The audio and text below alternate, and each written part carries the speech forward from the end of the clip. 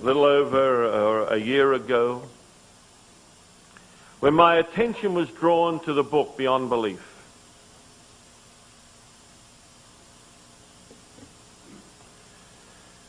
It wasn't just the content of the book, because I was seeing the errors of the past just re-presented.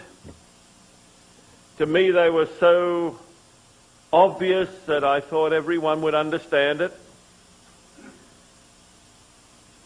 But I was deeply misguided.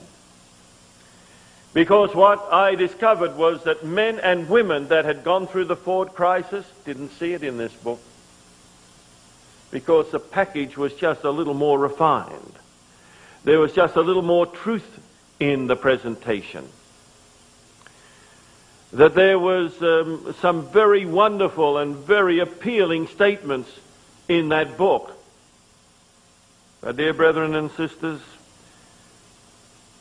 if we're to hold up a glass of distilled water and say who would drink it, probably everyone here would be glad to drink it. But if I put a couple of drops of strychnine or arsenic or something in it and said how many have got the courage to come up, you would not come up, unless you're a little crazy or had suicidal inclinations.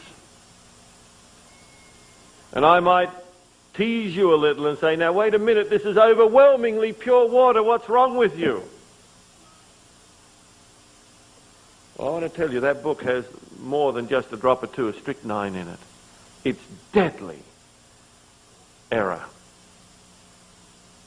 But as the servant of the Lord said, no one would accept error if it was a holy error, and so it's nicely packaged within quite a lot of very beautifully presented truth. Don't be deceived. But why were these people failing to see it? People that I thought were solid in the Advent message, that believed the truth of God. Well, there are a number of reasons. This is being packaged as if it is the 1888 message that was presented, or the message of Christ our righteousness presented at the Minneapolis camp meeting in 1888. And you know, whenever you mention that to Adventists that believe the truth, their heart warms, mine does.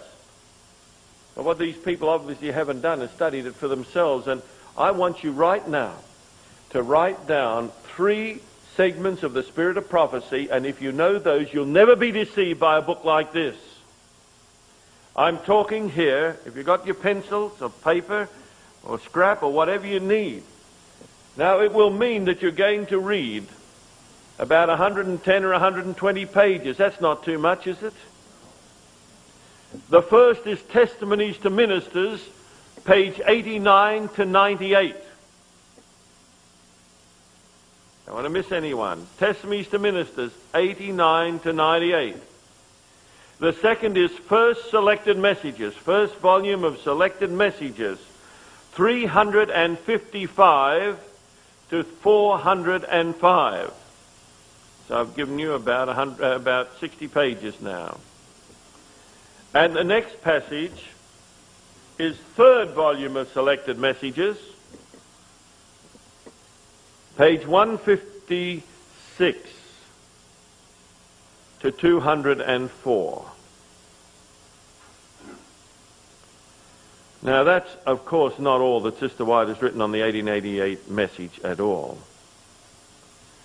But in my study, I have felt that if men and women thoroughly understand those passages of the Spirit of Prophecy, they will have a bastion against the shading of this truth that is coming in. I have been under considerable pressure from all sorts of people over the fact that I've been standing against this book Beyond Belief, and indeed the presentations of the 1888 Message Study Committee, which is supporting this to the hilt. But having spent 3 days, it convinced me more than ever that this is something that has to be warned against before our people. Now, I have been asked, why do I do this? Well, brethren and sisters, I read what the Scripture says. about the watchmen on the walls of Zion. If they warn not the people and the people perish, what is going to happen to the watchmen? What's going to happen? I will be in the judgment found guilty not only of my neglect but of all those that are lost. But if I warn God's people and they turn away from the warning, then they stand themselves.